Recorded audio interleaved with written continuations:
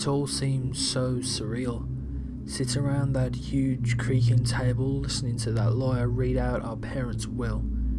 It's almost as if they didn't exist in the first place. The way she nonchalantly gave away their wares. I never liked my parents and were glad to see them gone. All I could think of as that secretarial-looking lady explained how my parents' moderate empire would be split up is the feeling that I want to go to a club later tonight to celebrate. But I'm getting ahead of myself. Let me start from the beginning. Myself and my two older brothers were the only children our parents had, and they wanted girls instead of us as they frequently mocked us, with just for their own satisfaction, I think. My father would scold us sometimes fierce, it seems for no reason at all, and without warning we would get a belt over the head or whatever body part was closest or would inflict the most pain. My mother, however, was even worse. She would mentally break us down by saying that we were unwanted, ugly, disgusting, and many other terms that were not meant for little boys' ears, or little girls for that matter. My name is Yuri, and I am 22 years old. I am the youngest of the three boys. Next in line was my older brother Sergey, who's now 24. And finally the eldest and most bitter from the most experience of torture is Nico, who's 25.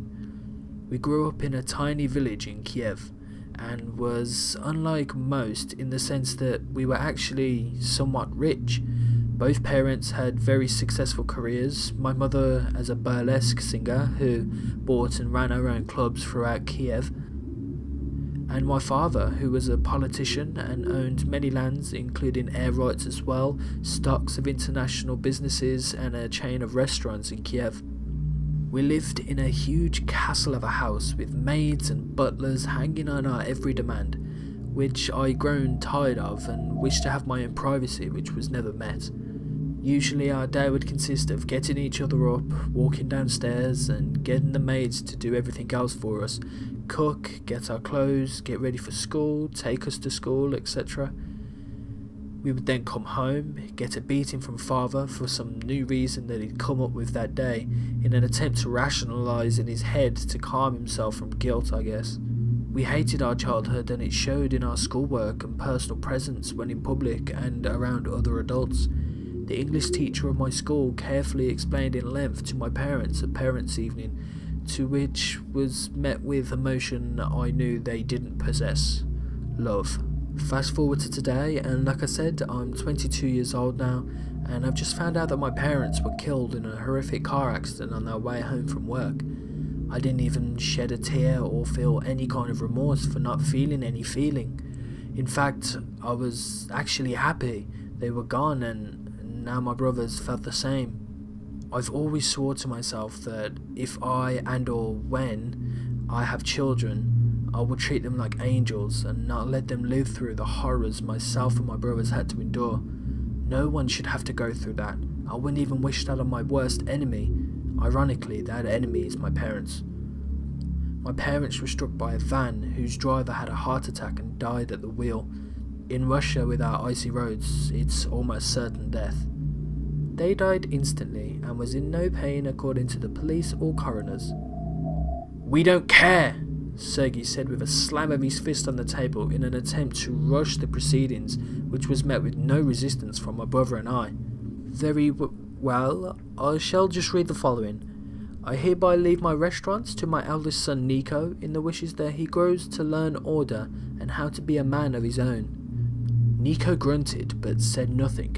I could tell this was an unwanted gift and will most probably be sold as soon as his hands touch the restaurant door handle. I have broken down and shared mutual portions of my various clubs around Kiev and hereby leave them to my two youngest sons, Sergei and Yuri. Our entire wealth and lands will be separated into 3 parts and shared among the 3 sons as they wish. They didn't even sound like my mother's harsh, cold words, and I could tell she had a professional writer to do the dirty work for her. Before we leave, there's a clause in the will that your parents have made clear has to be adhered to before all of our assets are liquidated and sold to the highest bidder. What is this? I said in exhausted words. All 3 sons must move into the family house and live there together, as is the last wish of 2 loving parents. This made my blood boil. Loving parents? They were the worst parents I've ever known. But after some debate, we agreed.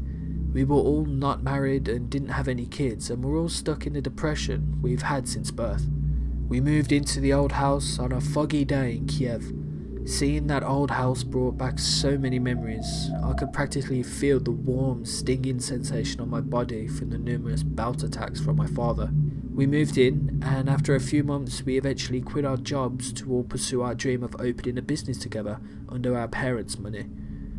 I don't care what the business was as long as it had my name on and was mine. I want to clarify that I love my brothers and we've loved each other fiercely since we were boys. We only had each other growing up, so living together was no problem. In fact, actually a great idea. Life went on and we made plans for the business and went on with our lives, not giving second thought to our parents. That's until things started happening around the house. Doors would open by themselves, strange sounds could be heard, and numerous things gone missing or moved out of place. I woke up in the coldest and darkest of nights to the sound that teleported me from my dreams. It sounded like a door slamming shut. Growing tired of sneaking around and trying to figure out what it was for days, I came to the conclusion that it was our parents' last taunt. That's why they wanted us moving to this house, so they can keep making our lives a living hell. My brothers felt the same way, and we called a priest to bless the house. We are not over-exaggerating. This went on for a very long time, and we all became very scared. On arrival, the priest looked terrified and assured us he would do his best.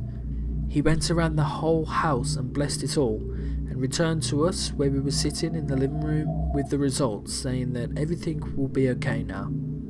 I was again woken by a loud sound a few weeks later, but this time it was the sound of glass smashing.